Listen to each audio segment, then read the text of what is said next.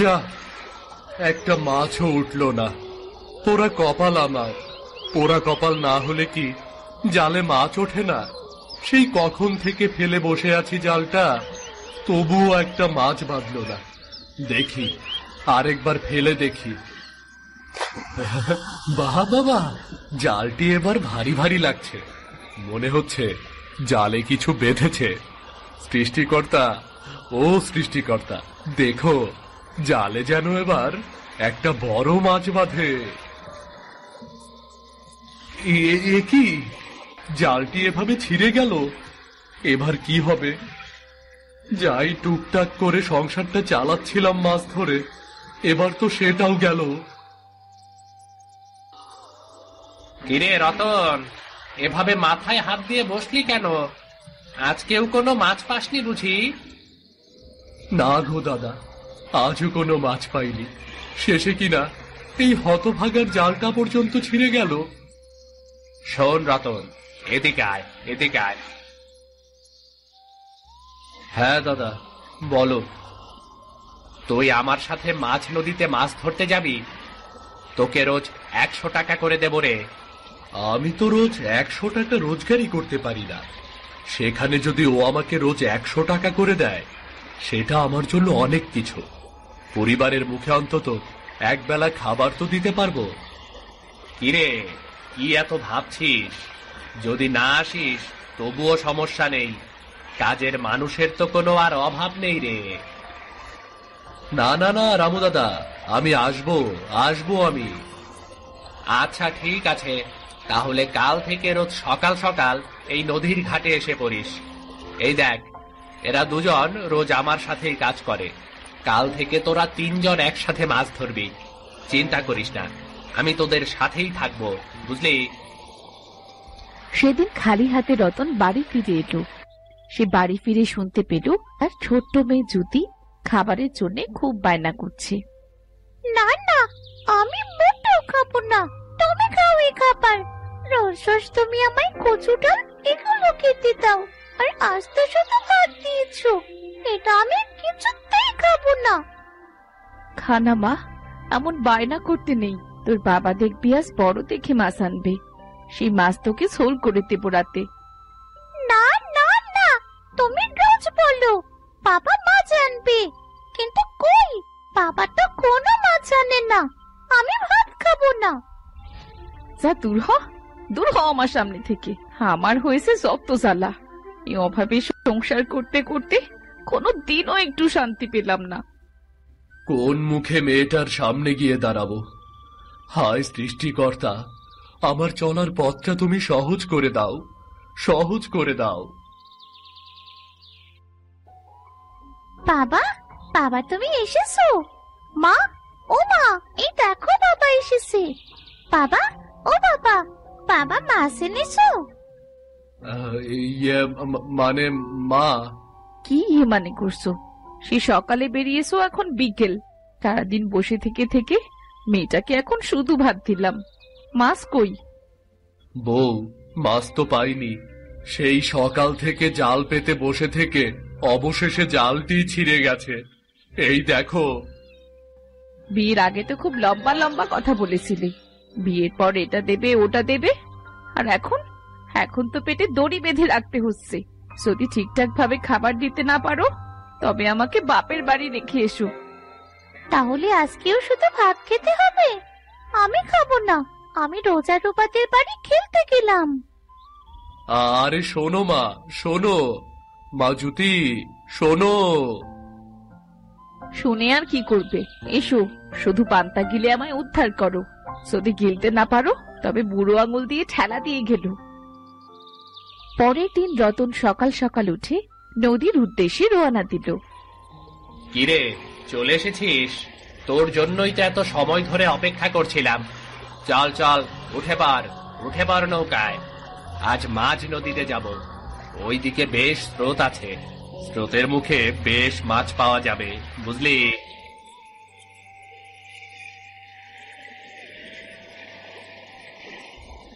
এই, তোরা সবাই জাল ফেল। দেখিস স্রোতে যেন আবার জাল টেনে না নিয়ে যায়। জাল ভেসে গেলে কিন্তু তোদের টাকা থেকে কেটে নেওয়া হবে। কিন্তু দাদা, এইখানে তো স্রোতের মাত্রা অনেক, জাল টানতে গেলে অনেক কষ্ট হবে। তাড়াতাড়ি হাত নাড়িয়ে কাজ কর, এত কথা বলিস না। সকাল সকাল হাটে মাছ নিয়ে যেতে পারলে মাছগুলো বেশ দামে বিক্রি করতে পারবো, বুঝলি? এখানে তো অনেক মাছ পাচ্ছি। আমার যদি একটা নতুন জাল থাকতো তবে আমি এমন মাছ পেতাম, সংসারটা কতই না ভালো চলতো। কিরে রতন, মাছের দিকে এভাবে হা করে তাকিয়ে কি দেখছিস? না না দাদা, কিচ্ছু না। এই মহেশ, বলাই, তোরা দুজন মাছগুলো নিয়ে হাটে যা, বিক্রি করে আয়। দুপুর হয়ে গেলে মাছের আবার ভালো দাম পাওয়া যাবে না। হ্যাঁ দাদা, বেশ কিছু মাছ পাওন গেছে। আমি আর মহেশ দাদা মাছগুলো নিয়ে হাটে যাই। রতন দা, মাছ মারতে থাকো, এগুলা বিক্রি হয়ে গেলে পরের গুলা আবার এসে নিয়ে যাবো। এইদিকে জুদি ও রোজা রুবাদের বাড়ির উঠানে খেলছিল। এই তো রূপা, জানিস আমাদের পুকুরে বাবা আজ অনেক মাছ ধরেছে। বাড়িতে তো অনেক মাছ এনেছিল। আমাদের পুকুর থেকে কাল মাছ মেরেছিল, জ্যান্ত মাছের ঝোল। কি যে মজা লেগেছিল না। কিরে জুতি, তুই মন খারাপ করে রইলি কেন? কথা বলছিস না? বাড়িতে মাসে মাসে একটা করে মাছ আনে। ও এই কথা, তা মন খারাপ করিস না। চল, বাবা পুকুরে মাছ মারছে, আমরা মাছ ধরে দেখবো। বাবার কাছ থেকে তোকে একটা মাছও নিয়ে দেব। সত্যি তুই আমায় মাছ দিবি? ও বাবা, বাবা, বাবা তোমার মাছ ধরা কি হলো?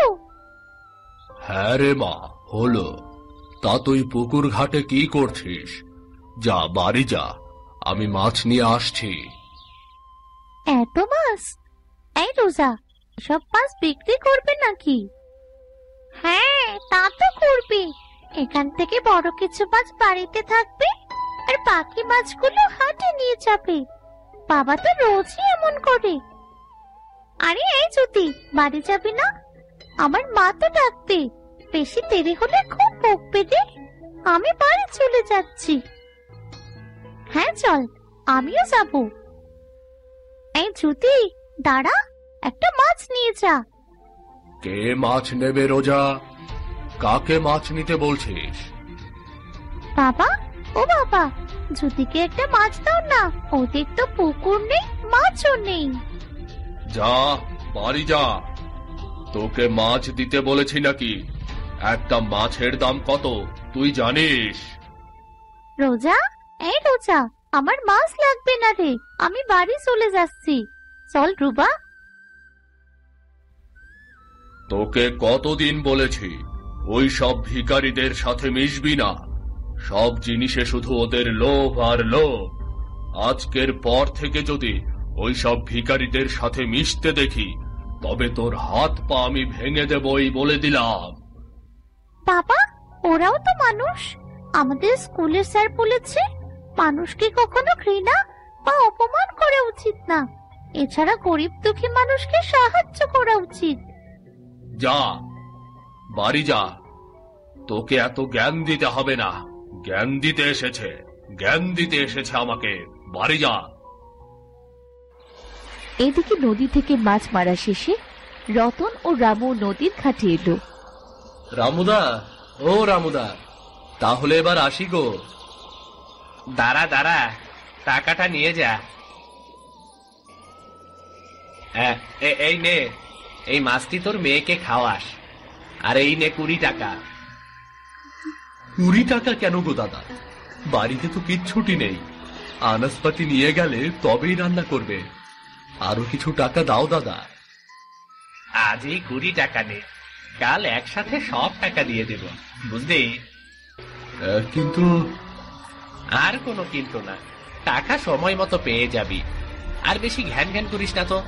তবে কাল থেকে তোর আর কাজে আসতে হবে না, যা তো। রতন মন খারাপ করে সেই 20 টাকা নিয়ে হাঁটে গেল। 20 টাকায় আর কি হবে?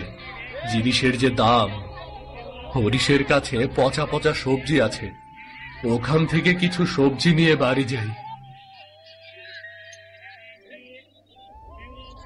কিরে রাতল, সবজি নিবি নাকি? সবজি নিবি? হ্যাঁ দাদা, কিছু সবজি নেব। তবে তোমার দোকানে তো দেখছি সব পচা সবজি।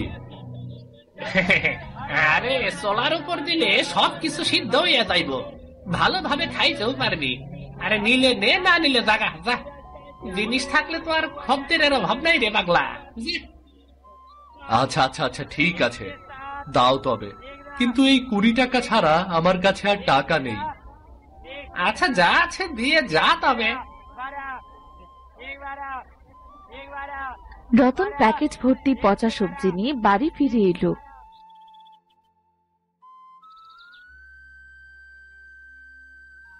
বউ, ও বউ, জুতি, মা জুতি। এই তো বাবা, আমি তোমার পেছনে। হ্যাঁ, তোর মা কই রে? মা ওই দেখো বাবা, তুমি ফিরতে দেরি করেছো দেখে পাশের বাড়িতে সবজি আনতে গেছে। কিন্তু জানো তো বাবা, মাকে ওরা খুব বকেছে। বউ, তুমি কেন গিয়েছিলে সবজির জন্য মানুষের বাড়িতে? আমাকে তো বাড়ি ফেরা পর্যন্ত সময় দেবে নাকি? পথের দিকে তাকিয়ে থাকতে থাকতে এতটা বেলা হলো। বাড়িতে ছোট ছোট বাচ্চা আছে, আমরা না হয় না খেয়ে থাকলাম, কিন্তু এইটুকু বাচ্চাটাকে কি না খেয়ে রাখা যায়? ওরা কপাল আমার, জানি না এই কপালটা কখনো ভালো হবে কিনা। দেখো, প্যাকেটে একটা মাছ আছে আর কিছু সবজি। তাড়াতাড়ি রান্নাটা সেরে আমার মাকে খেতে দাও। কি মজা, কি মজা! আজ বাবা মাছ এনেছে, আমি মাছ খাবো। এ কি, এ তো সব পচা সবজি। এই সবজি রান্না করলে কি খাওয়া যাবে? বউ, আজকের দিনটি চালিয়ে নাও। 20 টাকায় এর চেয়ে ভালো সবজি যে আর পেলাম না গো। রোজ সকালে রতন ঘুম থেকে উঠে রামুর সাথে মাছ ধরতে চলে যেত। এভাবে বেশ কিছুদিন যাবার পরেও রামু রতনকে দিয়ে কাজ করিয়ে আর টাকা দিতে চাইতো না। এই নে রতন, এই মাছটি নিয়ে বাড়ি যা। এতদিন যে কাজ করেছিস সব টাকা কাল দিয়ে দেব। রাগ করিস না ভাই, রাগ করিস না। না দাদা, মাছ আমার লাগবে না, মাছ তুমি রেখে দাও। আমার টাকা দিয়ে দাও, টাকা লাগবে। বউ বাচ্চা নিয়ে খুব কষ্টে দিন পার করছি, টাকা দাও। বললাম তো কাল দিয়ে দেব, রাগ করছিস কেন? তুমি আজ না কাল, কাল না পরশু করতে করতে আমার টাকাই দিতে চাইছো না। এদিকে বউ বাচ্চা নিয়ে অনাহারে দিন কাটাচ্ছি আমি। 1 টাকাও দেব না। যা, এবার যা, কাল থেকে আর কাজে আসবি না। যত সব ছোট লোক, টাকা যেন গাছে ধরে। রতন কিছু না বলে মন খারাপ করে নদীর ধারে একটা গাছের নিচে বসে পড়ল। হায় সৃষ্টিকর্তা, আর কত পরীক্ষা নেবে আমাকে? এভাবে রোজ রোজ খালি হাতে কিভাবে বাড়ি ফিরব? প্রতিদিন বউ বাচ্চা পথের দিকে চেয়ে থাকে। না না, আজ আমি আর বাড়ি ফিরব না। মরবো, মরবো আজ আমি, জলে ডুবেই মরবো। কোথায় যাচ্ছিস রে বাবা? আমায় একটু সাহায্য করবি? কি দিয়ে সাহায্য করবো গো বুড়িমা তোমাকে? তোমাকে দেবার মতো যে আমার কাছে কিচ্ছুটি নেই। দেখ না বাবা, দেখ তোর কাছে কিছু আছে নাকি? বাড়িতে আমার নাতিনটা খুব অসুস্থ, কিছু টাকার দরকার রে বাবা। টাকা? তোমাকে দেবার মতো টাকা যে আমার কাছে নেই বুড়িমা। এই যে 2 টাকা ছিল পকেটে, নেবে এই টাকাটা? হ্যাঁ দে রে বাবা, এই 2 টাকাও যে বিপদে অনেক কাজে লাগতে পারে। নে রে বাবা, এই চারাটি নে। এই চারাটি দিয়ে কি করব বুড়িমা? যেখানে জীবন চালানোই কষ্ট, সেখানে ছোট্ট এই চারাটি নিয়েই বার কি হবে বলো? পৃথিবীতে কোনো জিনিস অকেজো নয় রে বাবা, সব জিনিসই কাজে লাগে। হতে পারে এই ছোট্ট চারাটি তোর জীবন বদলে দিতে পারে। যা, বাড়ি ফিরে যা। কোন মুখে আজ বাড়ি ফিরবো? আমার যে বাড়ি ফেরার কোনো মুখ নেই। মন যে কিছুতেই বাড়ি যাবার জন্য সায় দিচ্ছে না।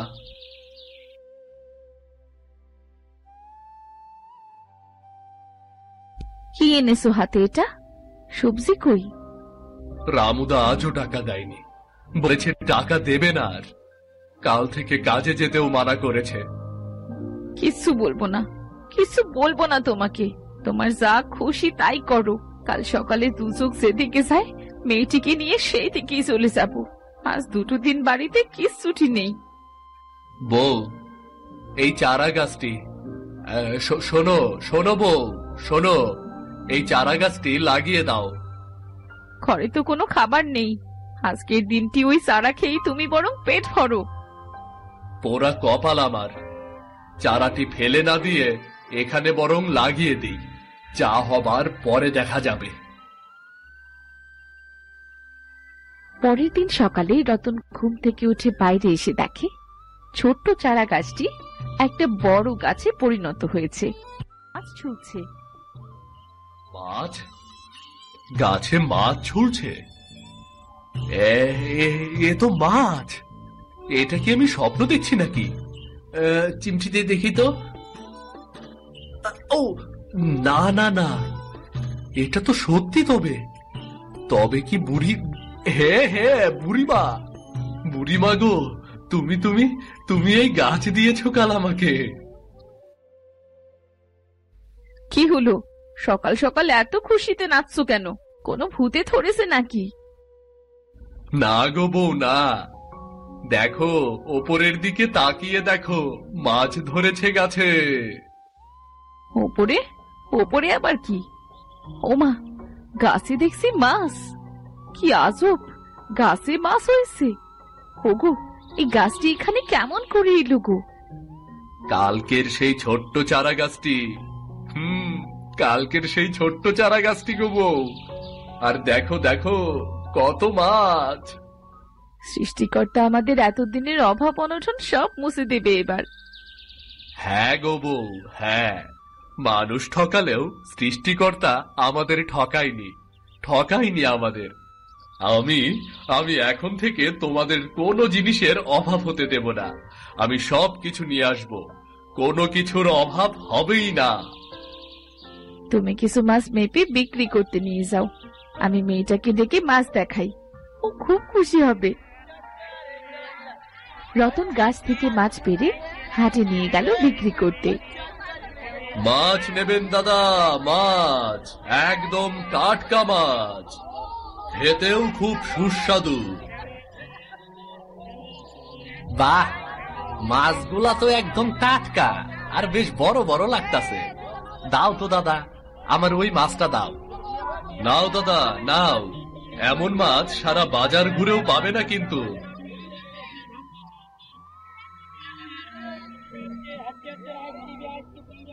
কিরে, এত মাছ কোথায় পেলি? নদীতেও তো গেলি না মাছ ধরতে, চুরি টুরি করলি নাকি? চুরি করা, ধোকা দেওয়া, এটা তোমাদের অভ্যাস। আমাদের মতো গরিবের কাজ এমন না। আমাদের মতো গরিবরা এমন কাজ করে না দাদা। এসব সৃষ্টিকর্তার দান। রতনের গাছে মাছের চাষের কথা আশপাশের সব গ্রামে ছড়িয়ে পড়ল।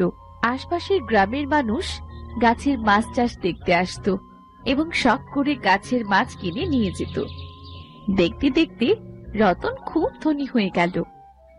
না না মা, আমি আর মাছ খাবো না। আমার এখন আর মাছ খেতে ইচ্ছে করে না। আমার শাক দিয়ে ভাত দাও মা। মারে, যখন ছিল না তখন একটু মাছের জন্য কত ছটফট করেছিস, আর আজ শাকের খোঁজ করছিস। মা, আমাদের মতো অনেক গরিব পরিবার আছে যারা কিছুই খেতে পারে না। আমাদের তো তাদের সাহায্য করা উচিত। আমরা তো অনেক খেয়েছি মাছ। হ্যাঁ রে, তুই ঠিকই বলেছিস। ওগো, আমাদের তো আর কিছুর অভাব নেই। বাড়ি গাড়ি সবকিছুই তো হয়েছে। এবার তুমি গরিব দুঃখী মানুষদের সাহায্য করো। হ্যাঁ গিন্নি, আমিও সেটাই ভেবেছি। আজকের পর থেকে এই মাছ বিক্রি করে যে টাকা রোজগার করব তার সবটাই গরিবদের মাঝে বিলিয়ে দেব। অভাবের যে কি যন্ত্রণা সেটা আমরা ভালো করেই জানি। এরপর থেকে রতন গরিব দুঃখী মানুষদের কখনো তাদের গাছের মাছ দিয়ে বা টাকা দিয়ে সাহায্য করত। এই থেকে রামু একটা দুর্ঘটনায় তার দুহাত হারালো। একদিন সে রতনের কাছে এলো। ভাই রতন, ভাই রে, তুই আমাকে ক্ষমা করে দে ভাই। ও রতন। আরে রামুদা, তোমার এই অবস্থা হলো কি করে? এসো এসো, বসো বসো। তোর সাথে অন্যায় করার শাস্তি এটা। তুই আমাকে ক্ষমা করে দিস রে ভাই, তুই আমাকে ক্ষমা করে দিস। ছি ছি, এটা তুমি কি বলছো? তোমার ওপরে আমার কোনো অভিযোগ নেই দাদা। সেদিন তুমি ফিরিয়ে দিয়েছিলে বলেই আজ আমরা এত কিছু পেয়েছি, আমাদের এত কিছু হয়েছে। সেদিনের পর থেকে আমি সবকিছু হারাতে থাকি রে রতন। তখন থেকে আমি বুঝতে পেরেছিলাম এটা তোর সাথে অন্যায় করার ফল।